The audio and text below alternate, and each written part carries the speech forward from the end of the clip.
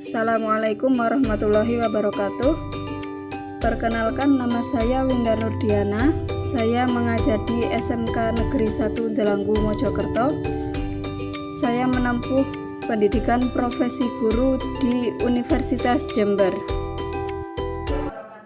Waalaikumsalam warahmatullahi wabarakatuh. Bagaimana kabarnya pagi hari ini? Sehat semua ya yang hadir? Sebelum pelajaran pagi hari ini kita mulai, silakan ketua kelasnya dipimpin berdoa dulu.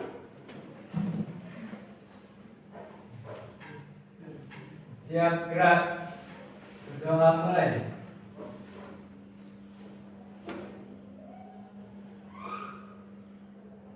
Berdoa selesai. Terima kasih. Selanjutnya akan saya absensi dulu.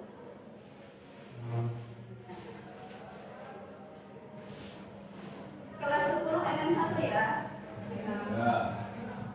Dindatur ada?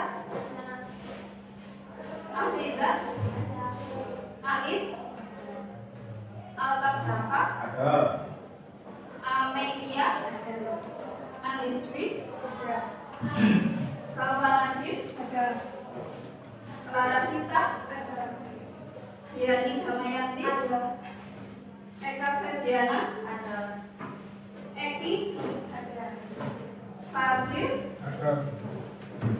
Farhan? Guru? Hidayatul? Ilvia? Intan? Keisha? Sakit? Laila Nur? Oh, izin aslep tadi ya? Lailatul Afidah? Maulidia? Nita? Muhammad Amro? Muhammad Nurfirdina? Muhammad Hendra? Nevia? Risma Ayu? Sandiogio? Cindy? Siti Almaratus? Feni Dwi? Windy Khalid? Alhamdulillah, yang sakit hanya satu ya. Kita doakan semoga teman-teman yang sakit semoga lekas sembuh. Dan yang sehat yang hadir di kelas tetap menjaga kesehatannya. Selanjutnya mari kita menyanyikan lagu nasional. Silakan berdiri dulu.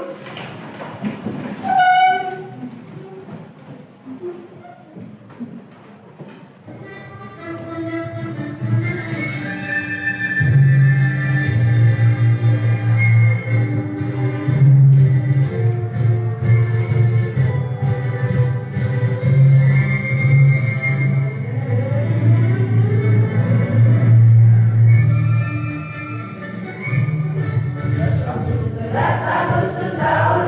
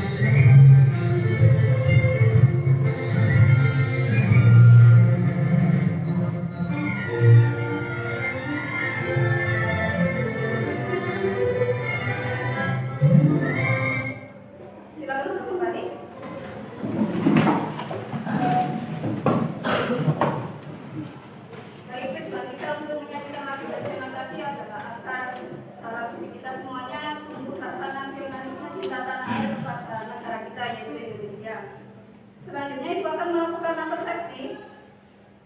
Adakah yang tahu gambar apakah ini? Ya, silakan. Ya, betul sekali.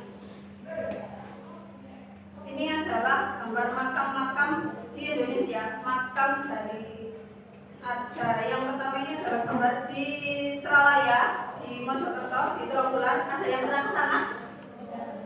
Ada ya. Yang ini adalah gambar dari makam-makam sunan atau wali-wali di Indonesia, di Jawa Timur. Ada gambar Sunan Gunung Jati dan makam dari Sunan Giri. Sudah ada yang ke sana? Ada yang belum pernah? Ada ya. Jadi makam-makam ini merupakan peninggalan masa kerajaan Islam di Indonesia. Kemudian di agama Islam ada namanya kebudayaan untuk melakukan ziarah ke makam-makam wali. Ada yang pernah ya? Ziarah wali tahu ya. Kemudian bagaimana menurut kalian adanya peninggalan ini kan harusnya dijaga, dilestarikan agar tidak sampai rusak karena tidak ada gantinya, hanya satu-satunya ini peninggalan pada zaman kerajaan Islam. Kemudian di sisi lain di kebudayaan Islam ada namanya ziarah wali, harus mengunjungi ke makam-makam wali. Menurut kalian bagaimana? Karena kan kalau orang ke ziarah pasti kan banyak orang yang mengunjungi situs tersebut. Padahal di sisi lain, di sisi kesejarahan harus dijaga situs ini agar tidak sampai rusak. Menurut kalian bagaimana? Ada yang bisa berikan pendapat? Ya silakan. Sebagai umat muslim kami tetap menjalankan tradisi kebudayaan ziarah wali karena dari berkunjung itu kami bisa beribadah sekaligus mengetahui peninggalan masa Islam seperti makam dan masjid. Ya betul sekali.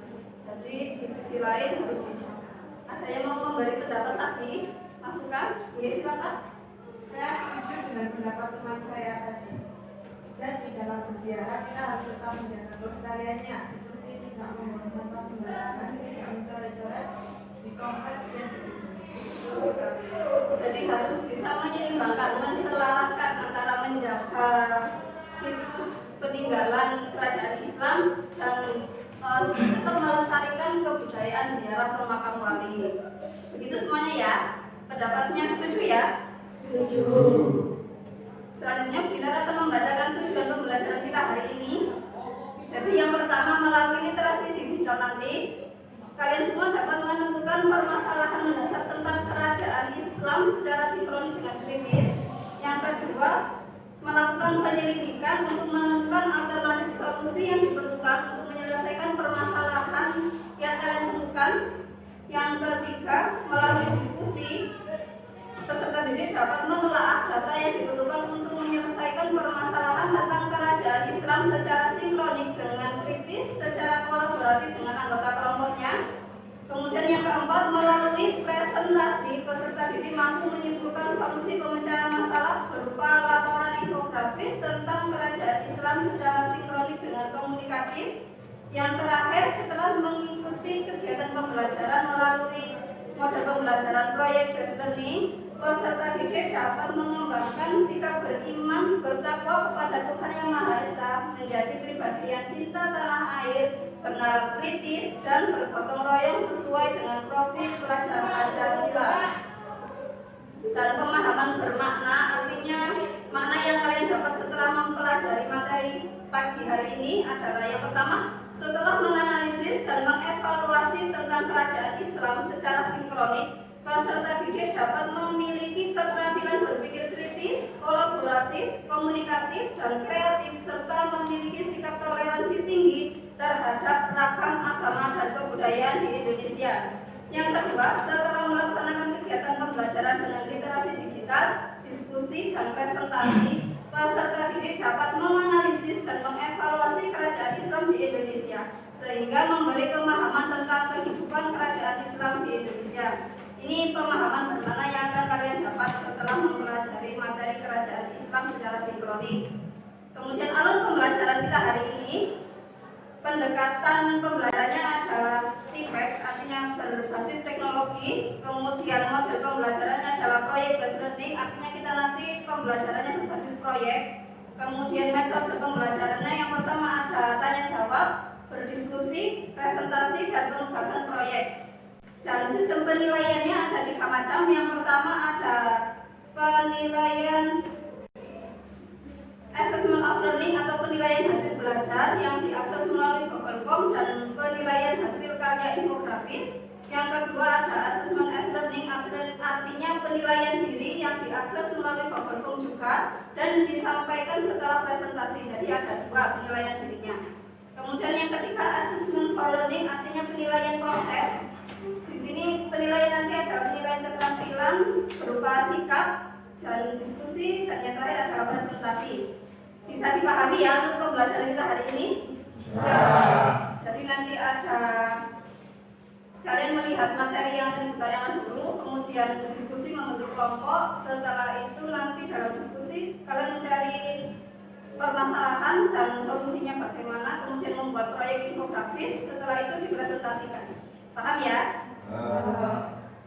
Selanjutnya pada kegiatan ini kita akan menyaksikan materi yang sudah Ibu siapkan. Jadi nanti ketika menyimak video, semuanya harus menuliskan 1 permasalahan dari video yang ditayangkan, kemudian dituangkan atau ditulis di Google Form yang sudah Ibu set di grup kelas ya. Assalamualaikum warahmatullahi wabarakatuh. Jumpa lagi ya. Kali ini adalah materi-materi yang disampaikan. Materinya adalah kerajaan Islam di Indonesia. Materi ini adalah untuk kelas 10 mata pelajaran sejarah Indonesia. Proses masuk dan berkembangnya Islam di Indonesia berdasarkan teori Gujarat, bahwasanya agama Islam yang ada di Indonesia itu berasal dari Gujarat, India. Buktinya adanya batu nisan Malik al-Saleh, Sultan Samudra Pasai. Nah, sedangkan menurut teori Mekah, bahwa masuknya Islam adalah masuk ke Nusantara sekitar abad ke-7, dibawa langsung oleh para pedagang Arab. Adanya pemukiman Islam tahun 674 di Baros, ya, pantai sebelah barat Sumatera. Sedangkan kalau menurut teori Persia, bahwasanya proses masuknya Islam, yaitu agama Islam dibawa oleh orang-orang Persia di sekitar abad ke-15. Bukti pendukung teori ini adalah adanya upacara di Bengkulu dan Sumatera Barat, ya, yang disebut juga dengan tabui. Nah, berikutnya adalah jalur-jalur penyebaran Islam di Indonesia. Bisa melalui jalur perdagangan, mana para pedagang yang menjalin kontak dengan para adipati wilayah pesisir dan perlahan masuk ke lingkaran di pusat tanah. Kemudian juga melalui perkawinan, ya, di mana para pedagang menikah dengan perempuan-perempuan pribumi atau putra-putri para bangsawan, atau bahkan juga dengan anggota keluarga kerajaan. Kemudian jalur penyebaran Islam selanjutnya adalah melalui jalur pendidikan. Nah, para ulama dan mubalik menyebarkan Islam melalui pendidikan dengan mendirikan pondok-pondok pesantren di berbagai daerah. Selanjutnya adalah tasawuf. Nah, seperti kita ketahui, tasawuf merupakan ajaran yang mudah berkembang, terutama di Kepulauan Jawa. Karena ajaran Islam melalui tasawuf disesuaikan dengan pola pikir masyarakat yang masih berorientasi kepada agama Hindu pada kala itu. Nah, kemudian penyebaran Islam juga dilakukan melalui dakwah. Penyebaran Islam tidak dapat dilepaskan dari peranan para wali. Ada 9 wali yang menyebarkan Islam dengan cara berdakwah, yang disebut juga Wali Songo atau 9 wali. Yang pertama adalah Sunan Gresik. Sunan Gresik datang ke tanah Jawa pada tahun 1404 Masehi. Kedatangannya dianggap sebagai permulaan masuknya Islam di Jawa. Kemudian Sunan yang kedua adalah Sunan Gunung Jati, atau dikenal juga dengan nama Syarif Hidayatullah atau Paletehan. Beliau berjasa menyebarkan agama Islam di Jawa Barat. Ia kemudian menjadi panglima angkatan perang yang bertugas menguasai Sunda, Kelapa, dan Cirebon. Selanjutnya yang ketiga adalah Sunan Ampel. Sunan yang lahir tahun 1401 Masehi dengan nama asli Raden Rahmat, merupakan pendiri pesantren Ampel Denta, Surabaya, dan juga salah seorang pemrakasa pembangunan Masjid Demak. Keempat, Sunan Giri. Sunan bernama asli Raden Paku adalah salah seorang santri Sunan Ampel. Ia mendirikan pesantren Giri. Ia juga dikenal sebagai seniman yang menciptakan Gending Jawa, Asmarandana, dan Pucung. Kemudian yang kelima, Sunan Bonang. Sunan dengan nama asli Raden Maulana Makdum Ibrahim. Beliau juga seorang seniman yang menciptakan Gending Jawa, Bonang, dan Durma. Kemudian Sunan yang keenam adalah Sunan Kudus. Nama aslinya adalah Raden Ja'far As-Shadiq.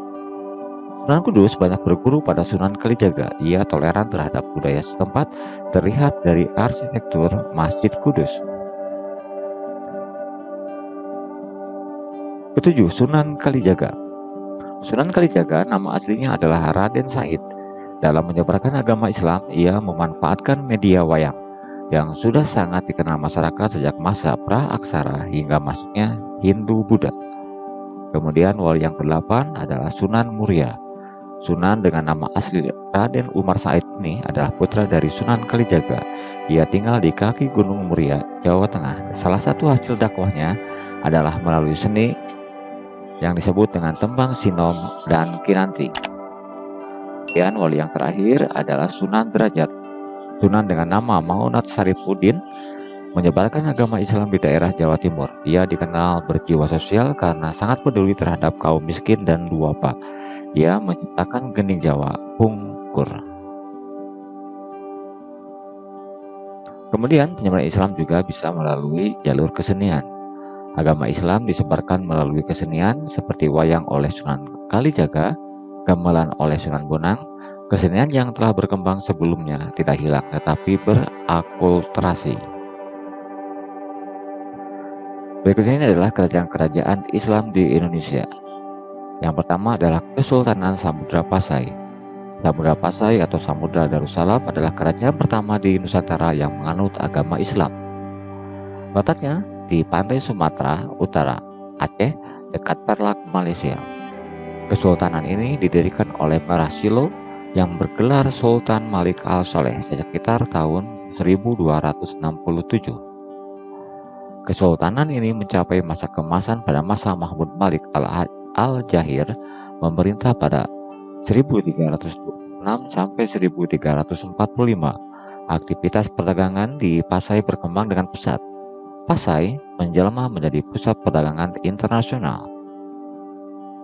Kesultanan ini runtuh setelah ditaklukkan bangsa Portugis pada tahun 1521 dan pada tahun 1524 wilayah Pasai menjadi bagian dari Kesultanan Aceh.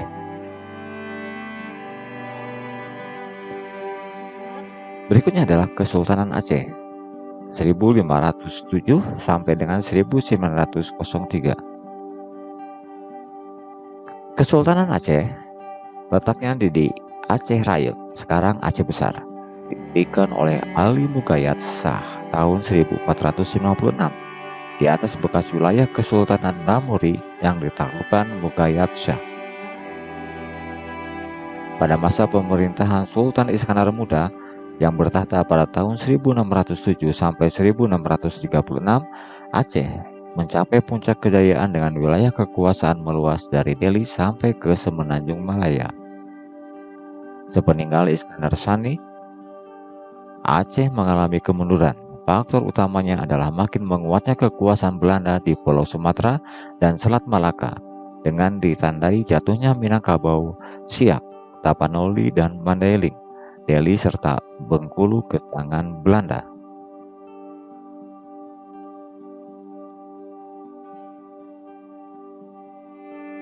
Berikutnya adalah Kesultanan Demak 1500 sampai dengan 1568. Kesultanan Demak didirikan oleh Raden Patah di Bintara, pesisir utara Jawa Tengah.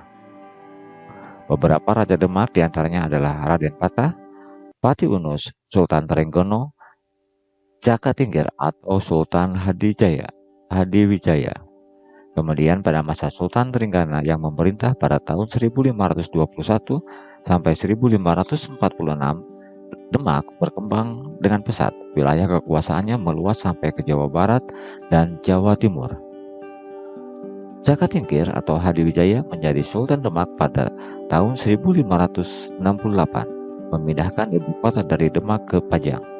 Sepeninggal Jaka Tingkir terjadi perebutan kekuasaan yang menyebabkan berakhirnya Kesultanan Demak.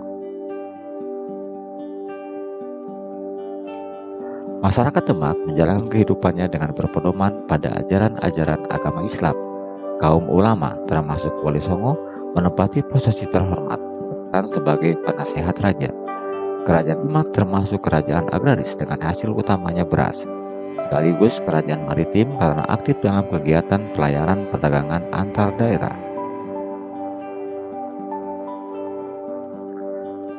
Berikutnya adalah Kesultanan Mataram, berdiri pada tahun 1586 sampai tahun 1755. Kesultanan Mataram terletak di Kota Gede, sebelah timur Yogyakarta. Pendirinya adalah Ki Ageng Pemanahan. Di bawah pemerintahan Sultan Agung pada tahun 1613, Mataram mencapai puncak kejayaan. Pada tahun 1615, Sultan Agung memulai ekspansinya.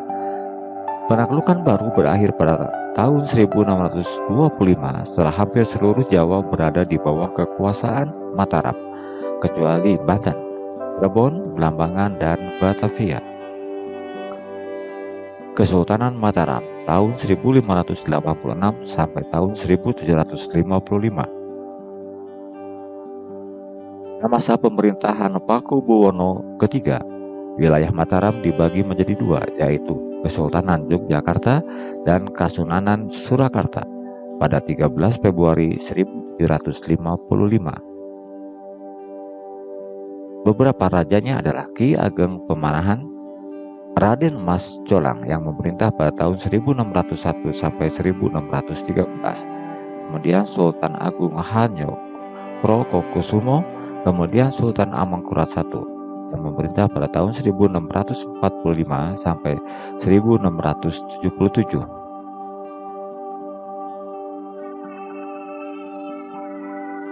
Struktur masyarakatnya terdiri atas kelompok keluarga raja atau kaum bangsawan, golongan elit, golongan non-elit, dan golongan hamba sahaya.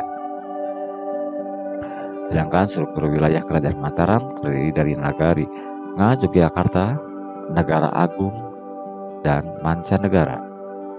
Komoditas perdagangan utama kerajaan Mataram adalah beras, gula, kapas, kelapa, dan palawija. Pada 13 Februari 1755 diadakan perjanjian Giyanti, Karanganyar, Jawa Tengah. Berakhirlah era Mataram sebagai satu kesatuan politik dan wilayah. Pada 1757 ditandatangani perjanjian Salatiga. Kesultanan Mataram dipecah lagi menjadi tiga, yaitu Kesultanan Yogyakarta, Kasunanan Surakarta, dan Mangkunegaran. Pada 1813, Kesultanan Yogyakarta dipecah lagi menjadi dua, yaitu Kesultanan Yogyakarta dan Pakualaman.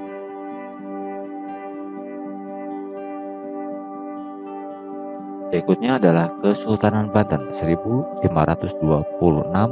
sampai tahun 1813. Terletak di Banten Girang, sebelah barat kota Serang, Banten. Beberapa rajanya adalah Maulana Hasanuddin, Maulana Yusuf, Maulana Muhammad, Sultan Abdul Mafakir Mahmud Abdul Qadir, Sultan Agung Tirtayasa, dan Sultan Haji. Kesultanan Banten pada masa pemerintahan Sultan Ageng Tirtayasa yang memerintah pada tahun 1651 sampai tahun 1692, Banten mengalami masa kejayaan. Sebagai kesultanan maritim, Banten semakin mengandalkan dan mengembangkan perdagangan. Kesultanan Banten resmi dihapuskan 1813 oleh pemerintah kolonial Inggris di bawah Thomas Rampart Raffles. Banten sebagai pusat perdagangan internasional, terutama sejak Malaka dikuasai oleh Portugis. Banten terkenal sangat ramah dan terbuka terhadap para pedagang asing. Komoditas ekspor utama Banten adalah lada dan beras. Kaum ulama mempunyai posisi yang sangat penting dalam masyarakat dan pemerintahan. Saat itu terjadi konflik internal antara Sultan Ageng Tirtayasa dengan anaknya yang bernama Sultan Haji. Konflik tersebut terjadi karena intervensi VOC. Sultan Haji menjalin hubungan baik dengan VOC, membuat Sultan Ageng kecewa. Pada 14 Maret 1683, Sultan Ageng tertangkap lalu ditahan di Batavia. Berikutnya adalah Kesultanan Goa atau Talo. Pemerintahan kerajaan berada di Makassar. Beberapa rajanya adalah Mavarisi Kalona menjadi raja pertama kerajaan Goa Talo.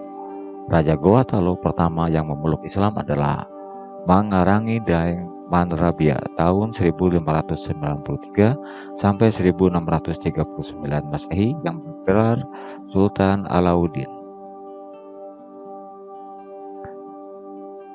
Kerajaan Goa Talo mencapai kejayaan pada masa pemerintahan Sultan Hasanuddin yang memerintah pada tahun 1653 sampai tahun 1669. Perang Makassar yang terjadi 1666 sampai 1669 membuat Sultan Hasanuddin terpaksa menandatangani perjanjian Bungaya pada tanggal 18 November 1667. VOC berkuasa penuh atas kerajaan Makassar setelah menghancurkan perlawanan Mapasomba. Kaum ulama dan kaum bangsawan memiliki peran penting dalam masyarakat. Masyarakat Goa Talo mengenal pelapisan sosial yakni Anakarung atau Karaeng, Tumaradeka, dan Ata. Dalam mengatur perdagangan, kerajaan Goa Talo mempunyai hukum niaga yaitu Ade Aloping, Loping Bicarana Pabahi. Barang dagang utama kerajaan Goa Talo adalah rempah-rempah, cendana, cangkang, penyu, dan beras. Kesultanan Ternate dan Tidore. Ternate terletak di Pulau Gapi, Kepulauan Maluku. Beberapa rajanya adalah Baab Masur Malamo, Sultan Zainal Abidin, Sultan Babula. Untuk menjaga kepentingan dagangnya, kerajaan Ternate membangun persekutuan yang disebut Uli Lima atau Persekutuan Lima Saudara, terdiri atas Pacang, Obi, Seram, Ambon, dan Ternate, dengan Ternate sebagai pemimpinnya. Kerajaan Ternate dikenal sebagai pusat perdagangan rempah-rempah. Pada 1603, Portugis dan Spanyol kembali masuk ke Maluku untuk memonopoli perdagangan rempah-rempah. Ternate meminta bantuan VOC. Kerajaan Tidore. Kerajaan Tidore terletak di Tidore, Maluku Utara, dengan pusat kerajaan berada di daerah Gamtina. Lokasi ibu kota kerajaan kemudian dipindahkan ke Rum Tidore Barat, Tidore Utara yang diapit Tanjung, Mopugogo, dan Pulau Maitara. Beberapa rajanya adalah Ciri Layati atau Sultan Jamaluddin, Sultan Mansur, dan Sultan Nuku yang memerintah pada tahun 1738 sampai 1805. Pemimpin kerajaan dipilih berdasarkan usulan dari perwakilan 4 marga besar, Pola Raha. Penduduk Tidore adalah penganut Islam yang taat menjalankan ibadahnya. Kerajaan Tidore menjalin persekutuan Ulisiwa yang terdiri dari Makyan, Jailolo, Halmahera, Pulau Raja Ampai, dan Papua dengan Tidore sebagai pemimpinnya. Masyarakat Tidore memiliki bahasa daerah yang disebut dengan bahasa Tidore.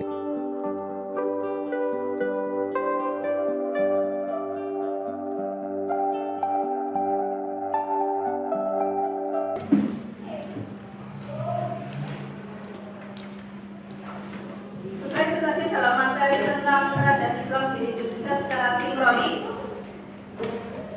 Tadi kan sudah Ibu sampaikan untuk mencari atau menulis satu permasalahan. Sekarang silakan ditulis di Google Form-nya masing-masing melalui link yang sudah Ibu bagi di grup kelas.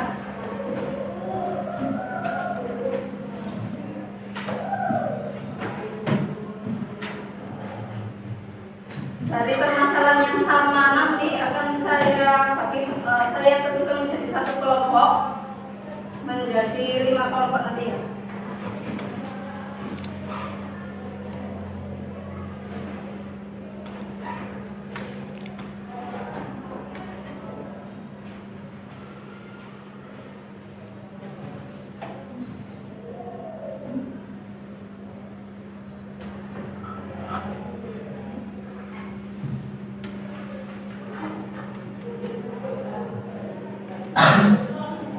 Baik, sepertinya sudah mengisi semuanya.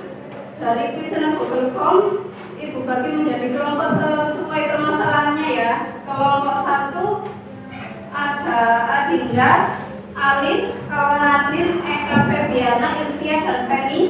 Kemudian kelompok 2 ada Eki, Clara, Sita, Risma, Siti Almaratus, Intan, dan Lailatul. Kemudian kelompok 3 ada Amin, Dafa, Farhan, Guru, Fadil, sama Ferdinand. Kemudian kelompok 4 ada Nevia, Mita, Afriza, Windy, Andis, dan Hendra. Kelompok terakhir, kelompok 5 ada Diani, Hidayah, Maulidia, Amelia, Cindy, dan Sandio. Setelah ini silakan berkumpul dengan kelompoknya masing-masing. Sebelumnya Ibu jelaskan alurnya ya. Jadi nanti dalam kelompok kalian akan diskusi kelompok, kemudian sumber belajarnya sudah Ibu kirim linknya di grup kelas. Ini sumber belajarnya. Bisa dari buku paket, kemudian dari link yang Ibu bagi juga boleh. Kemudian nanti dalam diskusi akan saya bagikan per kelompok lampiran LKPD, lembar kerja peserta didik. Ada pertanyaan mendasar, kalian silakan permasalahannya tadi. Setiap individu kan punya permasalahan sendiri-sendiri. Silakan dimasukkan di kolom pertama. Kemudian mencari solusinya dari sumber-sumber yang sudah Ibu bagi tadi linknya. Kemudian yang kedua, mendesain perencanaan produk. Produknya membuat infografis. Jadi nanti silakan ditentukan alatnya apa, bahannya apa, medianya apa. Kemudian dibagi tugas. Kan dalam kelompok ada sekitar 6 siswa ya. Silakan ditulis namanya dan tugasnya apa. Yang ketiga, silakan menyusun jadwal pembuatannya, ditulis jamnya, waktunya. Kemudian selanjutnya silakan ditulis di laporan produk infografisnya bagaimana prosesnya. Setelah selesai diskusi baru presentasi. Mempresentasikan infografisnya saja. Setelah presentasi nanti kalian juga akan melakukan refleksi dalam presentasi setelah presentasinya. Ini adalah contoh infografisnya. Tahu ya infografis, pernah kan buat ya? Terakhir nanti ada penilaian. Dalam penilaian ini ada 3 macam. Yang pertama penilaian hasil belajar. Silakan mengerjakan evaluasi materi melalui link di grup kelas. Yang kedua penilaian hasil karya infografisnya. Jadi infografisnya produknya juga ada penilaiannya. Yang kedua ada penilaian diri, yaitu refleksi. Di sini ada 2 kali. Yang pertama untuk tiap individu di Google Form, linknya sudah Ibu kirim juga. Yang kedua penilaian diri per kelompok. Jadi setelah presentasi kalian akan menyampaikan penilaian dirinya juga. Yang ketiga ada penilaian proses. Di sini penilaian keterampilan berupa penilaian sikap, penilaian diskusi, dan penilaian presentasi. Sudah itu saja alurnya. Sekarang silakan membuat kelompok sesuai yang Ibu bagi tadi. Kelompok 1 di sebelah sana, kelompok 2, kelompok 3, kelompok 4, dan kelompok 5 di belakang sana. Silakan.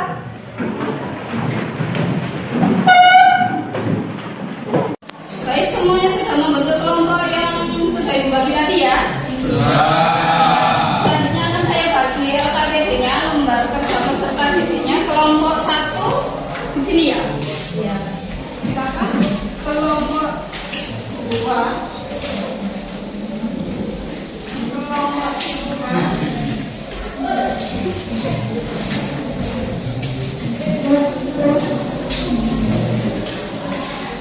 Kelompok 4.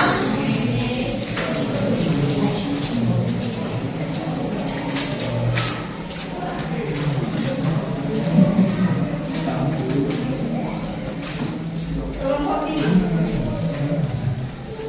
Silakan dibaca LKPD-nya, silakan didiskusikan dengan anggota kelompoknya.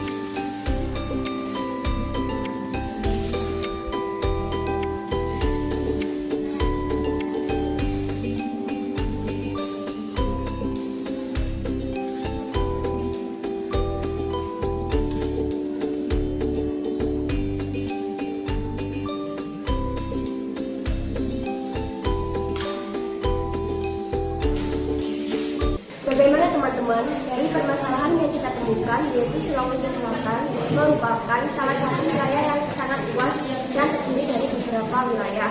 Nah, bagaimana cara agar kerajaan atau wilayah-wilayah lain dapat bergabung menjadi satu kerajaan besar yaitu Kerajaan Goa, dan siapa sajakah raja-raja yang memerintah? Iya, bagaimana ya? Di sini saya menemukan dari sumber internet bahwa pada awal di daerah Goa terdapat 9 komunitas yang dikenal dengan bahasa Salakam atau bisa disebut 9 bendera yang kemudian menjadi pusat kerajaan Goa, Tonggolo, Lampung, Parang-Parang, Bata, Abu, Saumata, Isai, Serun, dan Kalidi melalui berbagai cara baik damai maupun paksaan. Komunitas lainnya bergabung untuk membentuk kerajaan Goa. Bagaimana teman-teman? Ada jawaban lain? Saya setuju dengan jawabannya. Bagaimana kelompok 5? Ada kesulitan? Dari permasalahan yang ditemukan tadi, bagaimana jawaban atau solusi yang ditemukan?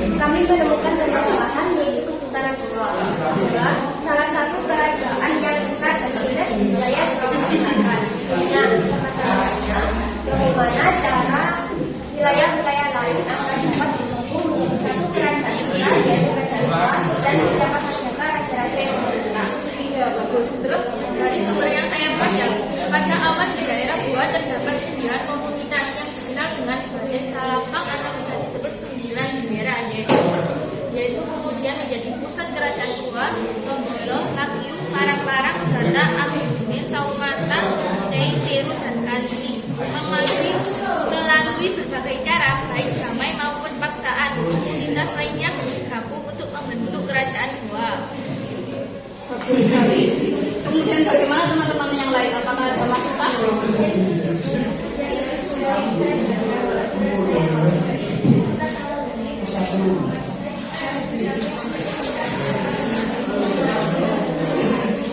Bagus sekali. Jadi dari dua jawaban tadi kan nggak sama. Tapi itu berurutan. Jadi dua hasil yang ditemukan tadi bisa digabungkan. Silakan digabungkan. Kemudian kalau ada teman yang mau memberikan masukan lagi, silakan didiskusikan lagi. Begitu ya. Baik, setelah ini silakan dilanjutkan untuk menentukan solusi permasalahan dan untuk mendesain perencanaan produk. Silakan.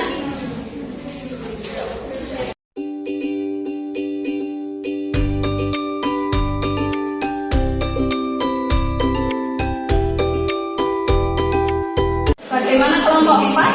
Sudah selesai di fase 1 pertanyaan mendasarnya sudah ya?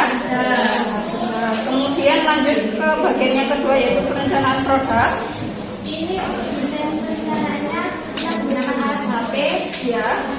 bahkan sumber dari paket dan literasi digital dan menggunakan media kanvas. Bagus. Kemudian pembagian tugasnya seperti apa? Ada yang mencari sumber, ada yang mencari desain yang sesuai, membantu edit, dan sisanya ikut membantu. Ya, bagus. Silakan dilanjutkan. Produk tadi kan bukan pembagian tugasnya sudah. Sekarang kita tulis jadwal pembagiannya ya. Ya, hari ini jam 8 kita mencari sumber.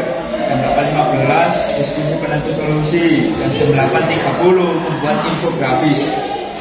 Iya,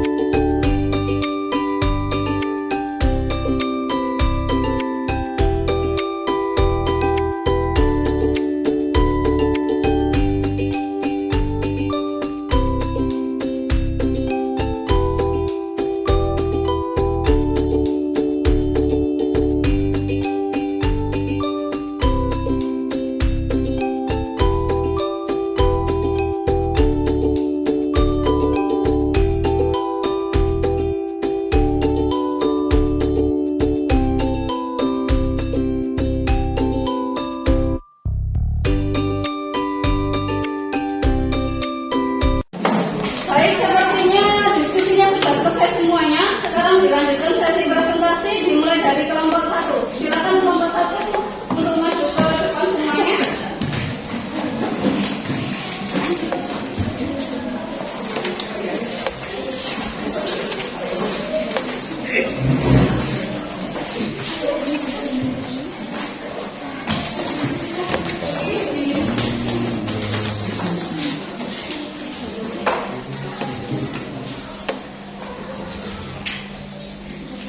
Silakan dimulai.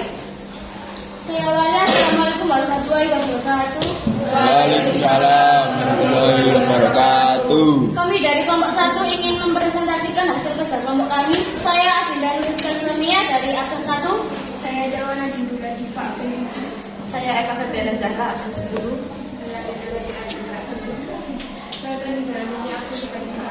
Saya Pranida absen 16. Samudra Pasai. Kerajaan Samudra Pasai terletak di Aceh dan merupakan kerajaan Islam pertama di Indonesia.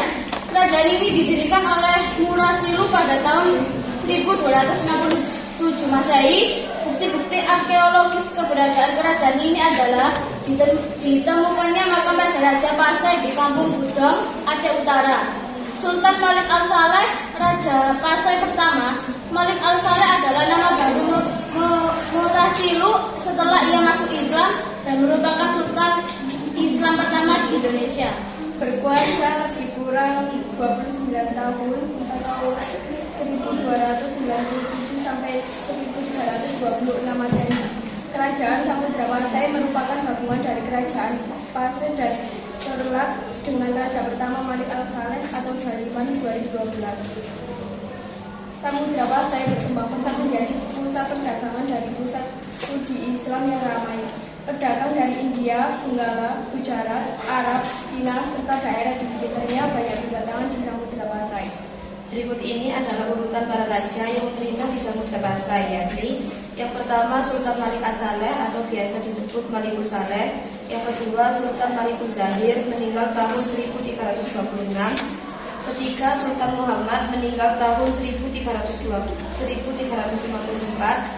yang keempat Sultan Ahmad Malikus Zahir atau Al-Malik Jamaluddin meninggal tahun 1833. Yang kelima Sultan Zainal Abidin meninggal tahun 1405, dan yang keenam Sultan Bahiyah atau Putri Zainal Abidin. Sultan ini meninggal pada tahun 1428. Kehidupan ekonomi masyarakat kerajaan Samudra Pasai berkaitan dengan perdagangan dan pelayaran. Hal itu disebabkan karena letak kerajaan Samudra Pasai yang dekat dengan Selat Malaka yang menjadi jalur pelayaran dunia saat itu. Samudra Pasai memanfaatkan Selat Malaka yang menghubungkan Samudra Pasai dengan Arab, India, dan Cina. Samudra Pasai juga mempersiapkan bandar-bandar yang digunakan untuk satu menambah perbekalan untuk pelayaran selanjutnya. Dua, mengurus soal-soal atau masalah-masalah kapal. Tiga, kehidupan sosial budaya. Dengan demikian, para pedagang dari berbagai bangsa itu bergaul selama beberapa lama dengan penduduk setempat. Kesempatan itu digunakan oleh bangsa dari barat, Asia, dan Arab untuk menyebarkan agama Islam. Kerajaan Samudra Pasai sangat dipengaruhi oleh Islam. Aliran suku itu dalam perkembangannya di Pasai menyesuaikan dengan adat istiadat setempat, sehingga kehidupan sosial masyarakatnya merupakan khasiat Islam dengan istiadat setempat. Bagaimana, sudah selesai? Selanjutnya sesi tanya jawab. Yang mau bertanya silakan angkat tangan. Bagus, silakan. Apa bukti yang menunjukkan kerajaan Samudra Pasai adalah kerajaan Islam pertama di Indonesia? Bisa dijawab langsung? Silakan dijawab. Baik, saya akan menjawab pertanyaan dari kelompok 4. Kerajaan Samudra Pasai terletak di Aceh dan merupakan kerajaan Islam pertama di Indonesia. Kerajaan ini didirikan oleh Murasilu pada tahun 1267 Masehi. Bukti-bukti arkeologis keberadaan kerajaan ini adalah ditemukannya makam raja-raja Pasai di Kampung Budong, Aceh Utara. Tempat ini terletak di dekat permukiman bangunan milik kerajaan Samudra di desa Kulini, Kecamatan Samudra, sekitar 17 km sebelah timur Sungai. Di antara makam raja-raja tersebut terdapat nama Sultan Malik Al-Saleh, Raja Pasai,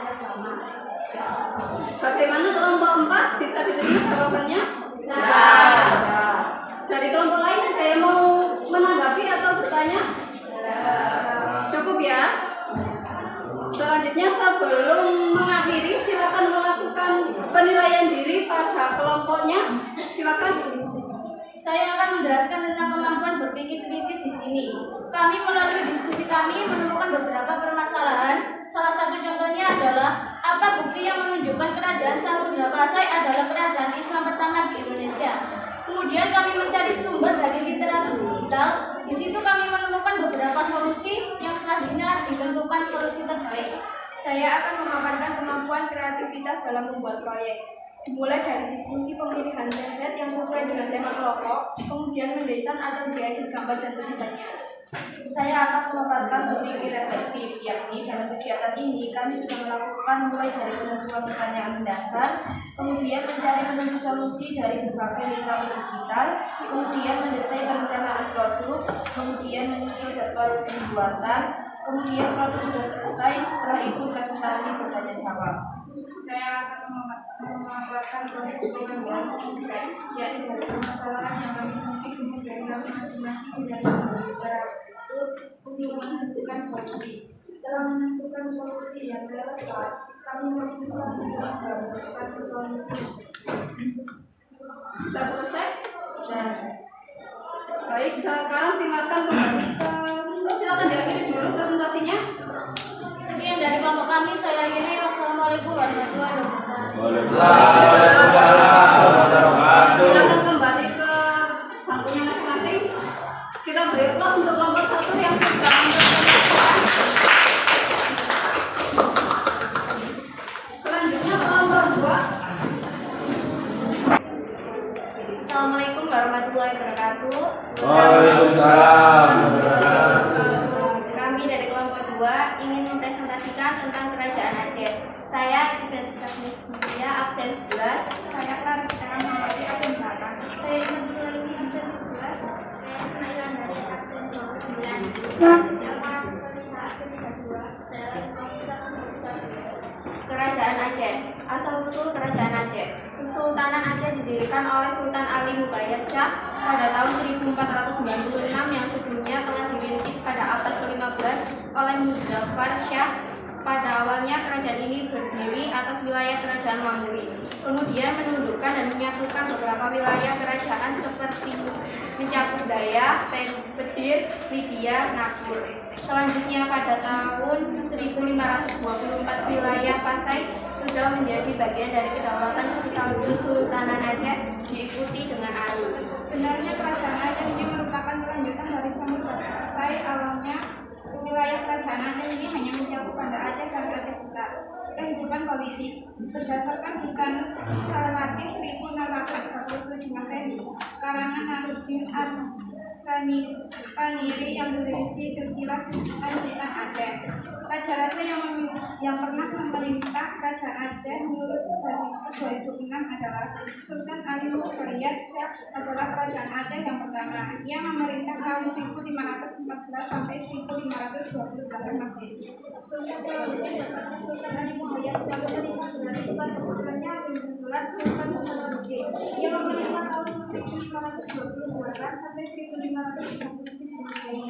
Sultan Ali Mubayyad Shah pemerintah Aceh dari tahun 1537 sampai 1568 Masehi. Sultan Iskandar Muda yang memerintah kerajaan Aceh tahun 1607 sampai 1936 Masehi. Iskandar Ali yang memerintah tahun 1636 sampai 1951 Masehi.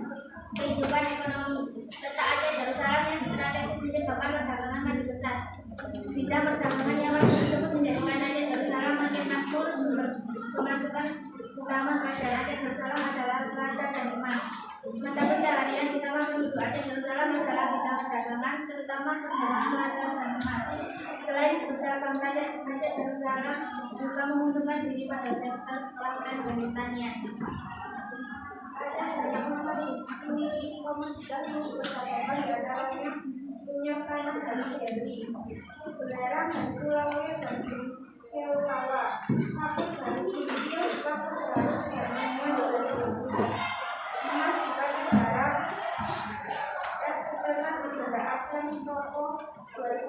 keras.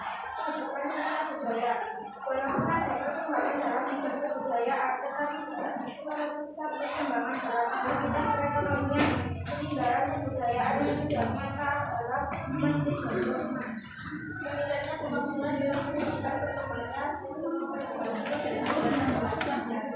peninggalan kebudayaan yang tidak nyata dalam sudah Sultan Islam berbakat aliran cuan-cuan mengangkat Islam berbakat Sunnah wal kemudian menulis sejarah Aceh yang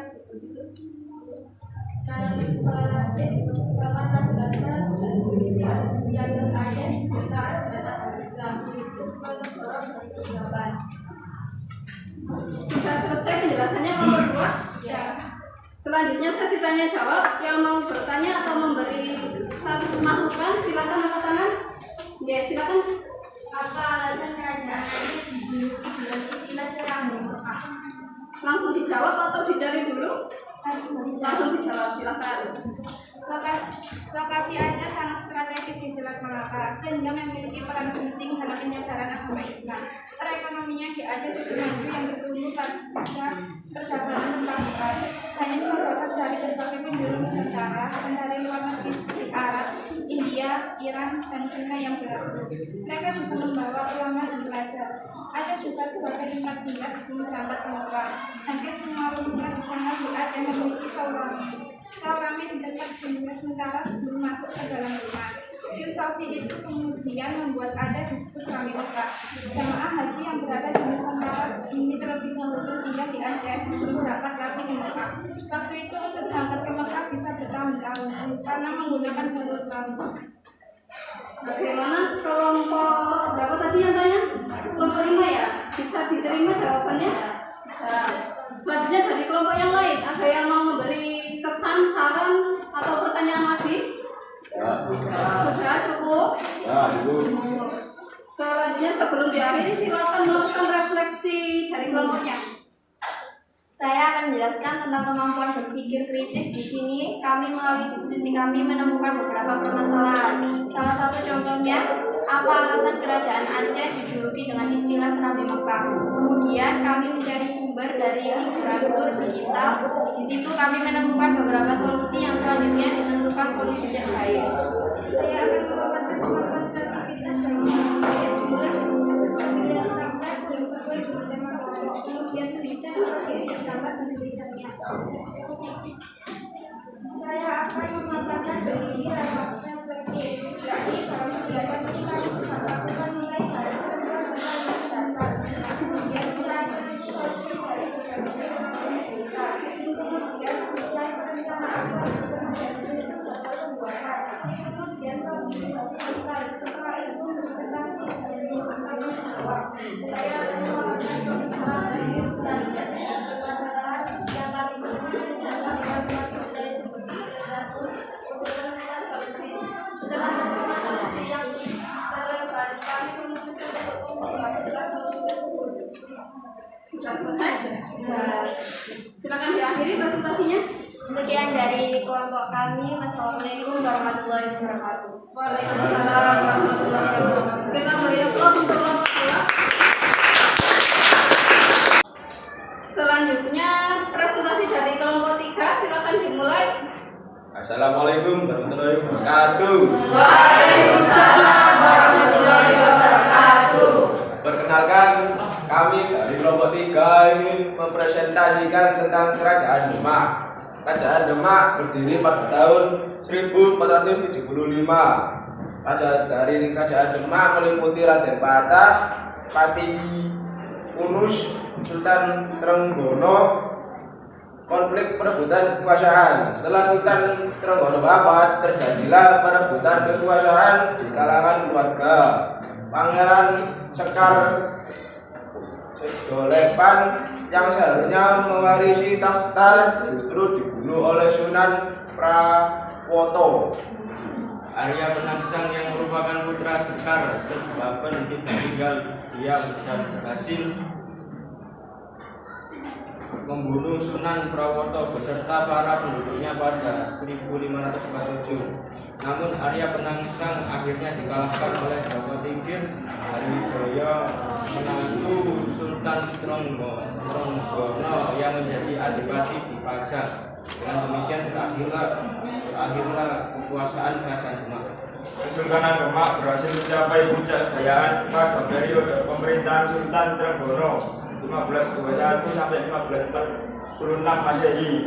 Pada periode ini Demak menjadi kerajaan terkuat di Jawa dengan wilayah kekuasaan yang sangat luas. Kehidupan sosial masyarakat Kerajaan Demak telah berjalan teratur. Pemerintah diatur dengan hukum Islam. Akan tetapi norma-norma atau tradisi-tradisi lama tidak ditinggalkan begitu saja. Meskipun budaya Kerajaan Demak merupakan kebudayaan yang berkaitan dengan Islam. Sistem ekonomi kerajaan tersebut bercorak agraris maritim sehingga masyarakat banyak yang menjadi petani dan nelayan. Demak memiliki daerah pertanian yang luas seperti penghasilan bahan makanan terutama beras.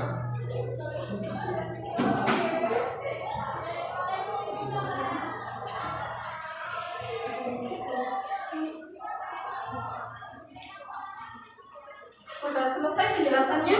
Ya. Selanjutnya sesi tanya jawab. Silakan yang mau bertanya. Yang mau bertanya silakan angkat tangan. Ya, silakan.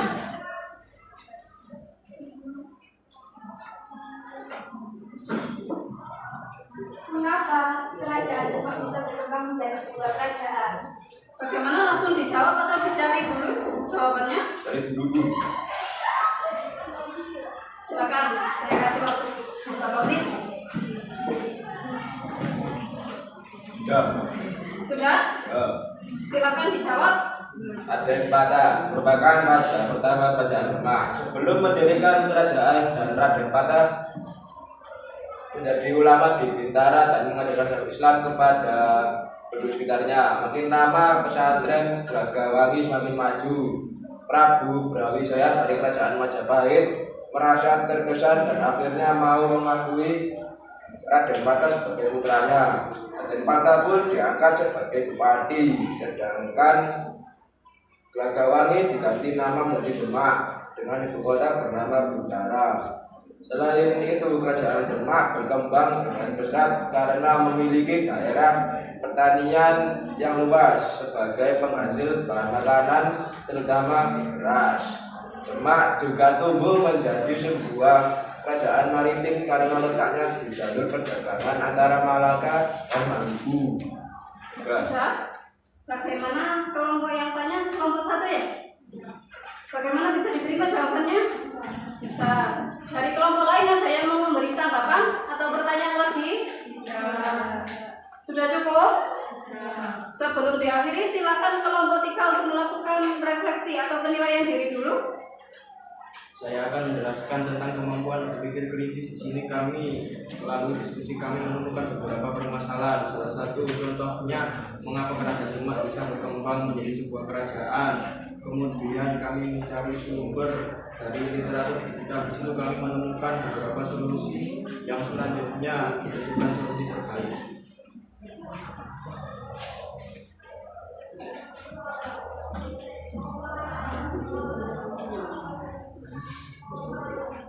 Saya akan memaparkan kemampuan kreativitas dalam membuat proyek, dimulai dari diskusi pemilihan template yang sesuai dengan tema kelompok, kemudian mendesain atau diedit gambar dan tulisannya. Saya akan memaparkan berpikir refleksi, yakni dalam kegiatan ini kami sudah melakukan mulai dari penentuan pertanyaan dasar, kemudian mencari penentu solusi dari berbagai literasi digital, kemudian mendesain perencanaan produk, kemudian menyusun jadwal pembuatan, kemudian produk sudah selesai. Setelah itu presentasi dan tanya jawab. Saya akan memaparkan proses pengambilan keputusan, yakni dari permasalahan yang kami temui, kemudian kami masing-masing mencari sumber satu untuk menentukan solusi. Setelah menemukan solusi yang relevan, kami memutuskan untuk menggabungkan solusi tersebut. Selanjutnya silakan diakhiri presentasinya. Sekian presentasi dari kami. Mohon maaf kalau ada salah kata. Wassalamualaikum warahmatullahi wabarakatuh. Waalaikumsalam warahmatullahi wabarakatuh. Kita beri aplaus untuk kelompok 3. Silakan kembali ke tempatnya. Selanjutnya presentasi dari kelompok 4 Kerajaan Mataram Islam. Silakan dimulai. Assalamualaikum warahmatullahi wabarakatuh. Waalaikumsalam warahmatullahi wabarakatuh. Kami dari kelompok 4 akan mempresentasikan Kerajaan Mataram Islam. Perkenalkan, nama saya Neviatria Ardani, absen 28. Saya Lela Nuraini, absen 20. Saya Afriza Zahra Ramadhani, absen 2. Saya Nisbi Radianti, absen 6. Saya Windy Kali Ramasiwi, absen 34. Saya Widaya Nurdianti, absen 23. Saya Muhammad Jaya Kurniawan, absen 27. Mataram Islam. Letak Kerajaan Mataram berdiri pada tahun 1582. Pusat kerajaan ini terletak di sebelah tenggara kota Yogyakarta, yakni di Kota Gede. Raja yang pernah memerintah di Kerajaan Mataram yaitu Penembahan Senopati pada 1584 sampai 1601. Penembahan Seda Rapia sampai 1601 sampai 1677. Kehidupan politik. Sultan Agung berhasil menyatukan kerajaan-kerajaan Islam di Jawa dan menyerang Belanda di Batavia. Salah satu usahanya mempersatukan kerajaan Islam di Pulau Jawa dilakukan dengan ikatan perkawinan. Sultan Agung adalah raja yang sangat benci terhadap penjajah Belanda. Hal ini terbukti dengan 2 kali menyerang Belanda ke Batavia, yaitu yang pertama tahun 1628 dan yang kedua tahun 1629. Kehidupan ekonomi. Kemajuan dalam bidang ekonomi sebagai negara agraris. Mataram mampu meningkatkan produksi beras dengan memanfaatkan beberapa sungai di Jawa sebagai irigasi. Mataram juga mengadakan pemindahan penduduk dari daerah kering ke daerah yang subur dengan irigasi yang baik. Kehidupan sosial. Kehidupan masyarakat Kerajaan Mataram tercatat dengan baik berdasarkan buku Islam tanpa meninggalkan norma-norma budaya. Kerajaan Mataram adalah kelanjutan dari Kerajaan Demak. Hal ini karena letaknya yang berada di pedalaman. Buku kebudayaan yang dikembangkan adalah upacara perjalanan yang merupakan akumulasi antara kebudayaan Buddha dengan Islam.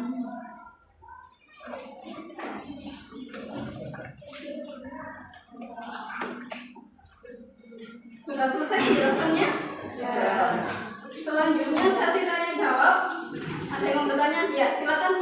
Apakah yang menjadi komoditas ekonomi Kerajaan Mataram Islam? Langsung dijawab atau mencari dulu? Langsung dijawab saya. Silakan dijawab. Baik, saya akan menjawab pertanyaan dari kelompok 3. Kegiatan perekonomian Kesultanan Mataram berujung pada sektor agraris komoditas.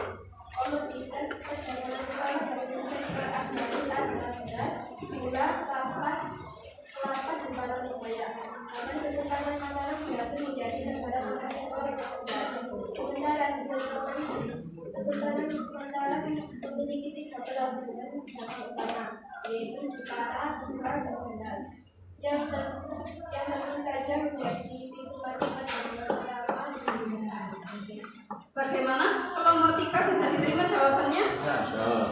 Dari kelompok lain ada yang mau memberi masukan atau pertanyaan lagi? Sudah cukup? Selanjutnya sebelum diakhiri silakan melakukan penilaian diri atau refleksi dulu. Saya akan menjelaskan tentang kemampuan berpikir kritis. Di sini kami melalui diskusi, kami menemukan beberapa permasalahan. Salah satu contohnya, apakah yang menjadi komoditas perekonomian Kerajaan Mataram Islam? Kemudian kami mencari sumber dari literatur digital. Di situ kami menemukan beberapa solusi. Yang selanjutnya ditentukan solusi terbaik. Saya akan memaparkan kemampuan kreativitas dalam membuat proyek dimulai dari diskusi pemilihan template yang sesuai dengan tema kelompok, kemudian mendesain atau diedit gambar dan tulisannya. Saya akan memaparkan berpikir reflektif, yakni dalam kegiatan ini kami sudah melakukan mulai dari penentuan pernyataan dasar, kemudian mencari penentu solusi di berbagai literatur digital, kemudian mendesain perencanaan produk, kemudian menyusun data pembuatan, kemudian produk sudah selesai, setelah itu presentasi dan editor. Saya akan memaparkan proses pengambilan keputusan, yakni dari permasalahan yang kami temui, kemudian kami masing-masing mencari sumber literatur untuk menemukan solusi. Setelah menemukan solusi yang relevan, kami memutuskan untuk menggabungkan solusi tersebut. Sudah selesai pemaparannya? Silakan diakhiri. Sekian dari kelompok kami. Wassalamualaikum warahmatullahi wabarakatuh. Waalaikumsalam warahmatullahi wabarakatuh. Kita beri aplaus untuk kelompok. Selanjutnya presentasi dari kelompok 5 tentang kerajaan Goa Talung. Silakan dimulai. Assalamualaikum warahmatullahi wabarakatuh. Waalaikumsalam warahmatullahi wabarakatuh. Kami dari kelompok 5 akan mempresentasikan tentang kerajaan Goa Talung. Perkenalkan, nama saya Dining Damayanti, absen 9. Perkenalkan, nama saya Hidayatul Wiji Setiorini, absen 15. Perkenalkan, nama saya Maudi Ayu, absen 22. Perkenalkan, nama saya Emilia Priska Lumina, absen 10. Perkenalkan, nama saya Sadil Devani, absen 30.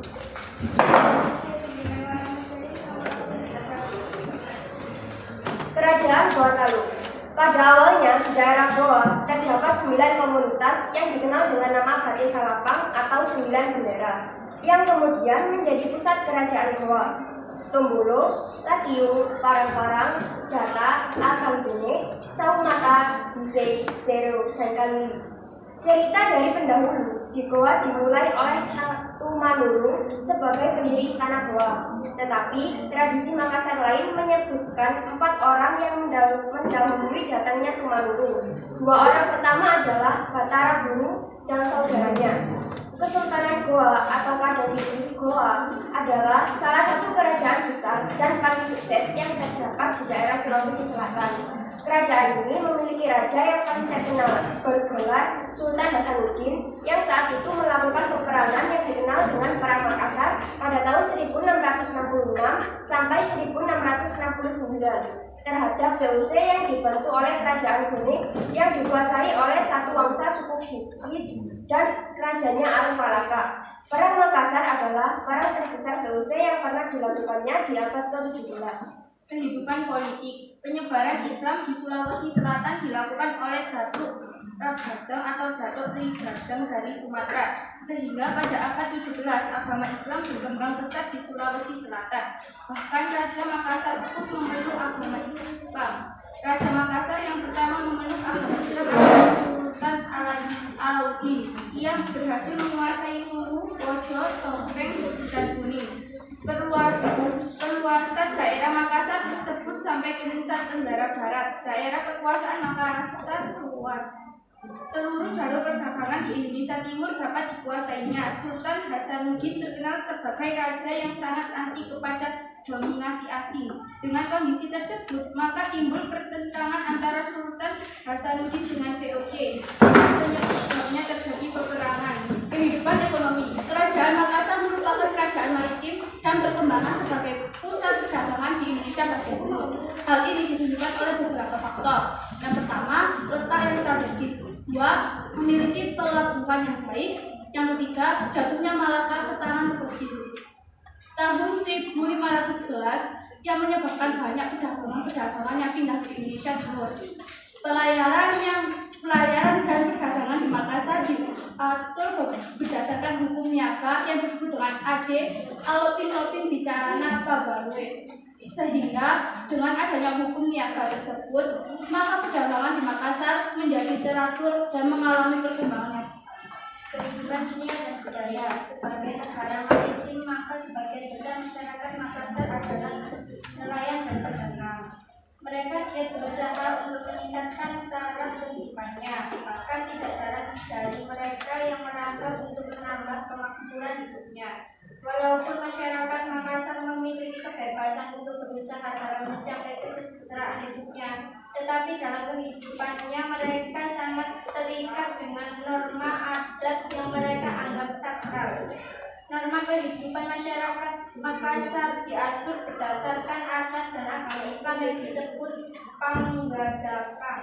Dan masyarakat Makassar juga mengenal pelapisan sosial yang terdiri dari lapisan atas merupakan golongan bangsawan.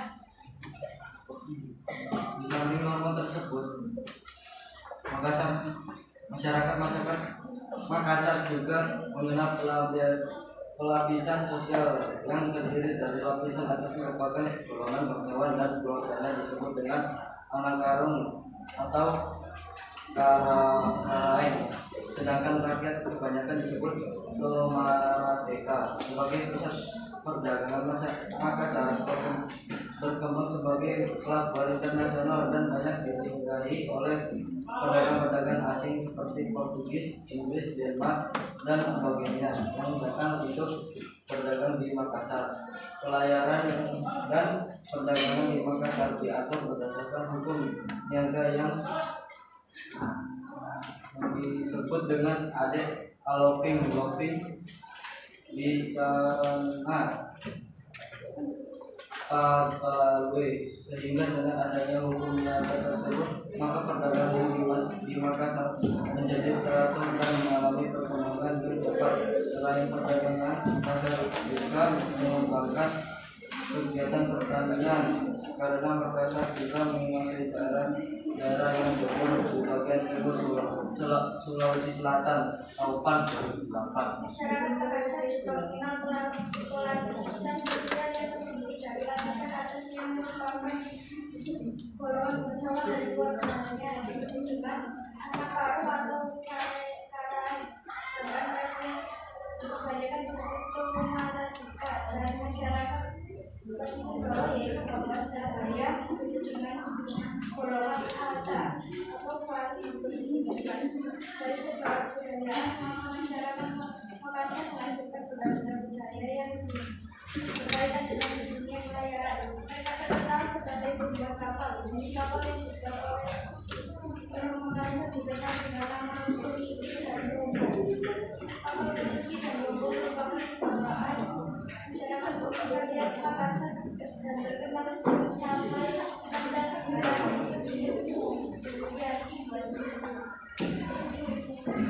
Sudah selesai penjelasan materinya? Selanjutnya sesi tanya jawab. Ada yang mau bertanya? Ya, silakan bertanya.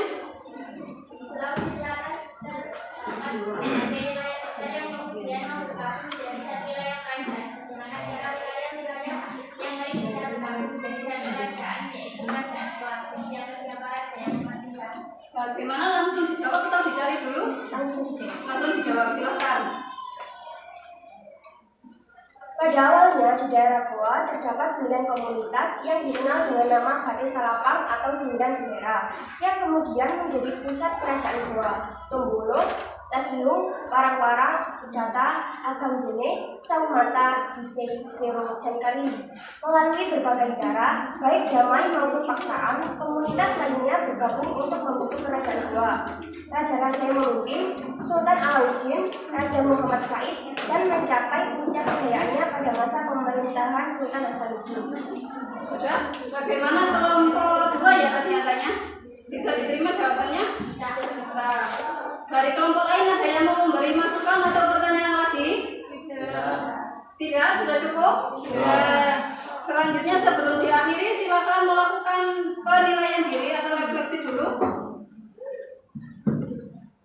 Saya akan menjelaskan tentang kemampuan berpikir kritis. Di sini kami melalui diskusi kami menemukan beberapa permasalahan. Salah satu contohnya, bagaimana cara wilayah-wilayah yang lain bisa bergabung menjadi satu kerajaan besar yaitu Kerajaan Goa, dan siapa raja-raja yang memerintah. Kemudian kami mencari sumber dari literatur digital. Di situ kami menemukan beberapa solusi yang selanjutnya ditentukan solusi terbaik. Saya akan memaparkan kemampuan kreativitas dalam pembuatan proyek, dimulai dari diskusi pemilihan yang sesuai dengan tema kelompok, kemudian mendesain atau diedit gambar dan tulisannya. Saya akan memaparkan kegiatan ini kami sudah melakukan mulai dari penentuan pertanyaan mendasar, kemudian mencari penentu solusi dari berbagai literatur digital, kemudian mendesain perencanaan produk, kemudian menyusun jadwal pembuatan, kemudian produk sudah selesai, setelah itu prestasi dan tanya. Saya akan melakukan proses pengambilan keputusan, yakni dari permasalahan yang kami temui, kemudian kami masing-masing mencari sumber literatur untuk menentukan solusi. Setelah menemukan solusi yang relevan, kami memutuskan untuk menggabungkan solusi tersebut. Bagaimana, sudah selesai? Sudah. Sekarang silakan diakhiri presentasinya.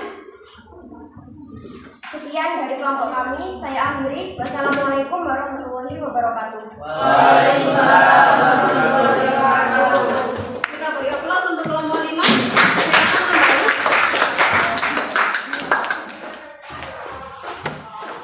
Baik, dari hasil presentasi semuanya tadi sudah bagus. Jadi apa kesimpulan dari pembelajaran materi kita hari ini?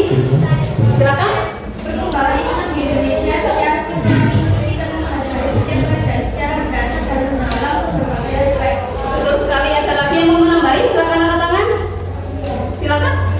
Contoh kalau kelompok saya kerajaan Mataram Islam. Jadi kerajaan Mataram Islam secara sinkronis membahas kehidupan politik, kehidupan ekonomi, kehidupan sosial dan peninggalannya. Bagus sekali. Jadi semuanya sudah paham ya materi kita hari ini. Tadi kan kerajaan Islam secara sinkronik, artinya kita mempelajari tadi kan sudah sesuai, yaitu secara sinkronik artinya mendasar dan mendalam. Contoh yang disebutkan teman kita tadi dari kerajaan Mataram Islam, di situ mereka menjelaskan kehidupan politiknya, raja-rajanya siapa saja, kemudian kehidupan ekonominya bagaimana, kemudian peninggalannya apa saja dan bagaimana kebutuhannya. Selanjutnya silakan melakukan evaluasi dari materi hari ini dengan cara mengisi link yang sudah ibu bagikan di grup WA. Silakan dibuka HP-nya, dibuka grup WA, grup kelasnya ya di WA. Di situ saya sudah mengirimkan linknya untuk melakukan evaluasi. Ibu kasih waktu 5 menit saja ya.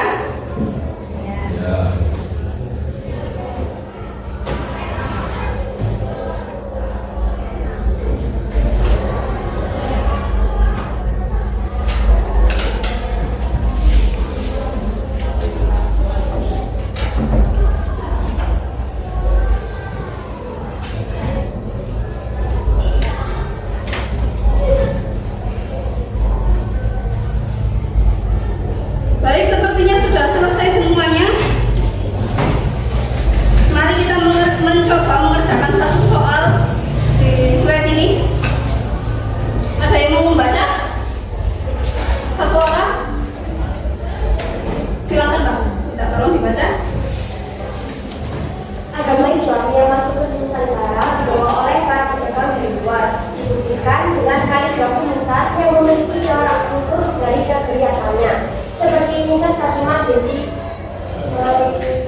Maimun dan Sultan Malik Al-Saleh. Penjelasan tersebut sesuai dengan teori asal-usul Islam dari. Ada yang bisa menjawab? Silakan. Mari kita coba. Ya, betul sekali dijawab. Jadi jawabannya sudah betul ya. Saya rasa semuanya sudah paham ya. Baik, bagaimana kesan-kesan pembelajaran kita hari ini? Ada yang angkat tangan mau menjawab? Oke, silakan Amin. Nah, Ibu katakan bisa untuk melalui gambar atau video kegiatan masa Islam. Baik, apa lagi ada yang mau menjawab? Silakan angkat tangan. Silakan Mbak. Saya semua belajar melalui diskusi seperti tadi, Bu, karena lebih leluasa bertukar pendapat dengan teman untuk menemukan solusi terbaik. Bagus, ada lagi yang mau memberi kesan-kesan? Silakan. Oke. Saya suka pembelajaran menggunakan teknologi untuk membuat infografis seperti tadi, Bu, karena itu baru bagi saya. Ya, jadi semuanya sudah antusias ya dalam pembelajaran hari ini. Kemudian minggu depan kita akan mempelajari materi tentang akulturasi kebudayaan Islam, Hindu-Buddha dan Nusantara. Setelah itu nanti di rumah jangan lupa untuk menjaga kesehatannya ya, karena kan kalau musim hujan ini cuacanya tidak menentu, kadang pagi panas kemudian sorenya hujan, jadi tetap dijaga kesehatannya. Sebelum saya akhiri, ada yang mau bertanya? Sudah ikhlas semua ya? kita mengucapkan alhamdulillah bersama-sama?